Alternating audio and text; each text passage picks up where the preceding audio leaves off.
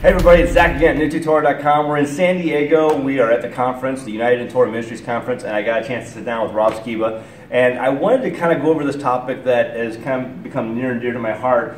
And after talking with him previously, I realized that we kind of have a definite basic understanding of this topic, and I really like the way he explained it to me. And that is, you know, how do we look at ourselves as a biblical model of a church group, church fellowships. And I kind of wanted you to explain, it's called the multiplication versus the addition models. Mm-hmm. And let's just let Rob kind of explain what that means. Okay. I was a missionary for 6.5 years, and I had the privilege of traveling to about a dozen countries. And these were restricted access countries. So these were countries where typically less than 2% of the population even had a clue who Jesus was. So it was primarily house churches. It was underground church movement. It was places where you can't just build a church building. And I got a chance to get entrenched with the missionaries in these various places and see how that worked. But then we had an opportunity to bring all the missionaries to Dallas for a big conference one time. So I had them from all the different mission fields all in one place. I thought, this is great, I'll get some good interviews here. And the theme of the event was multiplication. And as I was listening to each of the missionaries talk about, and the church planting missionaries at that, talk about what that represented, I started to see something that I didn't just get right off the top. You know, when they first said it, I thought, okay, they're going to multiply churches, cool, but what did that really mean? And this one guy from Kazakhstan really broke it down for me. I asked him, I said, I keep hearing you guys talk about the difference between a multiplication model and an addition model. And he said, well, can I be really honest with you? I said, yeah, please. He said, you guys here in America, you guys have an addition model. You guys build storage facilities. And I said, storage facilities? What are you talking about? And he's talking about the megachurch movement here. And in Dallas, near where I live, there's a really big Baptist church. It's like 23,000 member church. He says, what happens with you guys is you guys, because you can build churches, you'll build an auditorium and maybe it seats 500 people. And then you grow, maybe you double, you got 1,000 people. So what do? You have 2 or 3 services, and you kind of split up the services. And then you grow a little bit bigger and you say, well, you know, this auditorium is not really fitting everybody and we can't do another service, so let's bust this wall out right here and we'll get rid of the lobby and we'll just expand the auditorium. Okay, that works for a little while until you get too many people. And then you say, well, this building's not working anymore, so we need a bigger building. And then you go into a building campaign, you got to raise money for that or get a mortgage and go into debt, and you're just building big storage facilities. I said, okay, I get that. So then explain multiplication to me. He says, well, we can't even build buildings for the most part. So we're meeting in our homes, where our homes aren't that big. So we can fit, maybe 15 people in our living room or something. But when we get to about 20, we say, hey, Zach, you've been here for, 6 months. You know the deal. Why don't you take, these 5 or so and go off to your house? So he takes 5 or however many and goes to his house until he grows to capacity and says, hey, Steve, listen, you've been here for a while. Why don't you take this group and go over here? This is what's called a healthy church split, multiplication. And doing that, we saw massive expansion of the underground church, especially in China and some of these other places like that. And that's really what Paul was doing. Paul was going and finding a Timothy and saying, okay, bro, take it, And then everybody, though, in this model is being trained to be a minister. They don't have a concept of one guy at the front and everybody else a spectator. Everybody shares, and sort of what we do at the Torah portions. I don't know how it's like in your fellowship, but in ours, we have the shepherd, who's usually the homeowner. He keeps order in his house. Mm-hmm. But we read the scriptures together, and then, hey, Zach, what does that represent to you? What did you get out of that? And then he would share, and then I would share, and you would share, and others would share. And in that model, everybody's really being trained to be a minister. Mm-hmm. It's not just one guy. The Great Commission is not just for people who go to seminaries. The Great Commission is for everybody. Mm-hmm. So in that kind of movement, if you will, everybody's learning, everybody's growing, and everybody then is capable of taking a few people, and because they've had it modeled for them for the time that they were there, to take that same model and go replicate it in their home, et cetera, et cetera, et cetera. And it just expands, and that's how one guy, Paul, took the gospel from Jerusalem, some say all the way to Spain. Right. One guy. Now, in our models that we have today, the storage facility, that's great.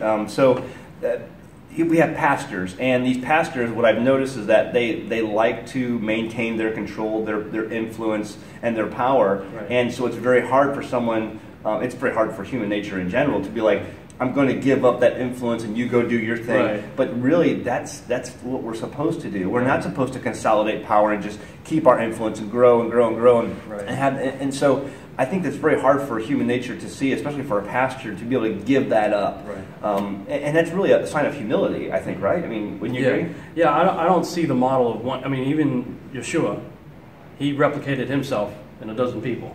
You know, and he says, "You guys now go out and do what I did." You know, so it really eliminates that egocentric, personality-driven model.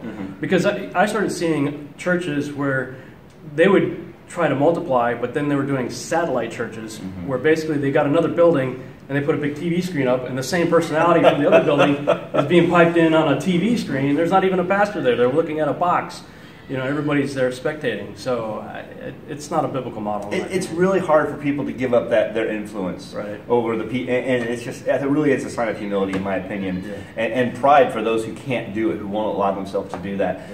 You know, one of the things too, I think we lose because our fellowship right now is so big, and we're trying to figure out a way we can split and do exactly what you're talking about. And that's why I want to do this video, and we've been talking about it here and there when we meet, about doing this video, because I think there are other groups out there that are in the same boat and they're wondering what to do. And one of the things I see that gets lost when you have this gigantic group that's growing and growing, we have a small building where we've got sometimes over 50, 60 people in it now, is that I lose the intimacy with a family. Because you know, when it's just 2 or 3 families, I can understand and see what's going on in your life, and if there's a hurt, I can see it that it needs to be addressed. And if there's a hurt in my life, you can see that it needs to be addressed.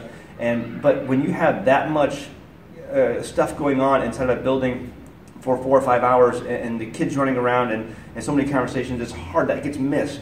And so you miss those ministry needs. That's the ministry that we're all called to do, is to minister to one another and to uplift one another and to encourage one another. And if you don't have it, you miss it. Yeah, absolutely. I agree 100%. The trick is, because we love each other. And even when it grows, you start to get to know these other people, and they love what's going on in this place. And they're like, well, we don't want to leave, you know. But we're trying to figure out kind of a workaround on some of that, where maybe one weekend out of, you know, the whole month, we do a get-together.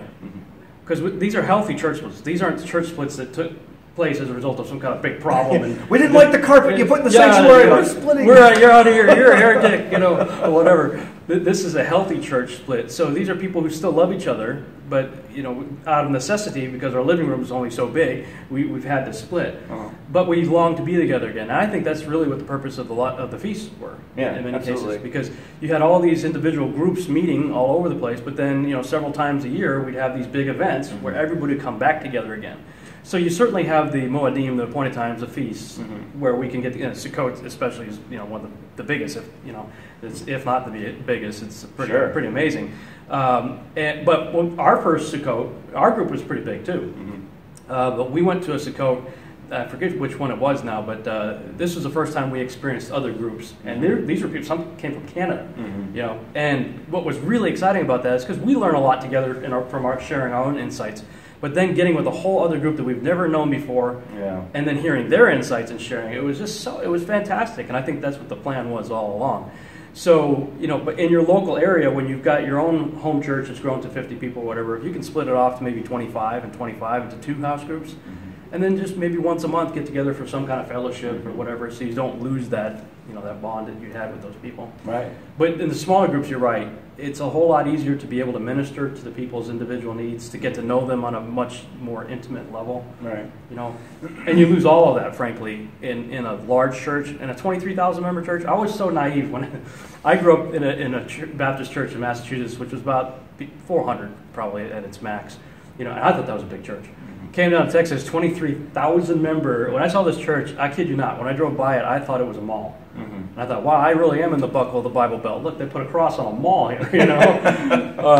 And I went in there and I listened to the pastor. It was a good message, and I was so naive. I thought, I'll just go walk up to him and shake his hand and say, hey, you know, great job, and, you know, I enjoyed your message. And I get not too far from the stage, and all these dudes come out with, you know, earbuds in there, packing stuff under their seat. They got in the way. They're like, what are you doing? I'm like, just want to see the pastor. You can't do that. And it's like, where's that in the Bible? That's crazy. That's just crazy. We have our group's gotten so big now, and every year we do a Sukkot on our property, and I'm limited really to about 100 people. And last year we were maxed out. Our Sukkot filled up in like within 48 hours online with the registration.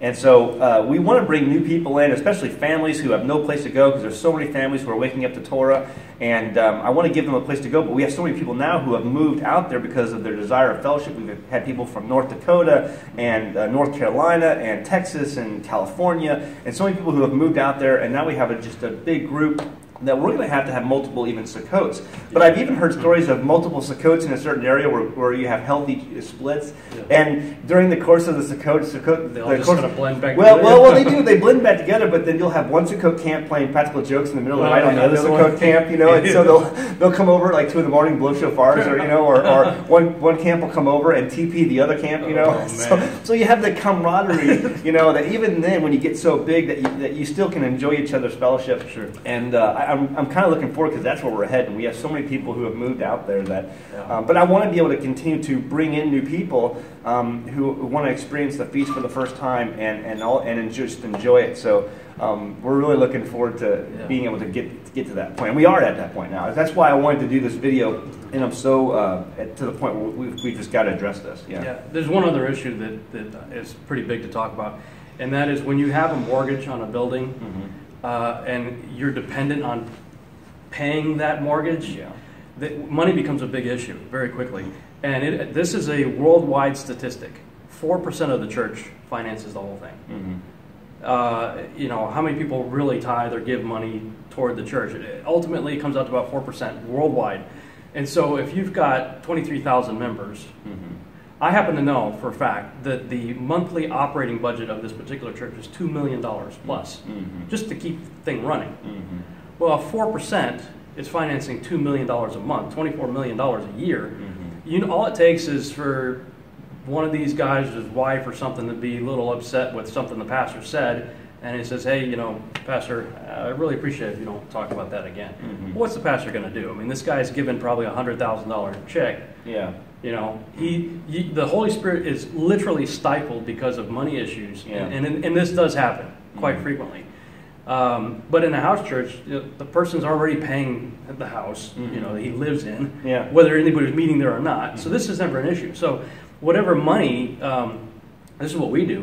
We basically, I'll store up money, aside for my tithe or whatnot, off to the side, and if I see a need, then I have it. Mm-hmm.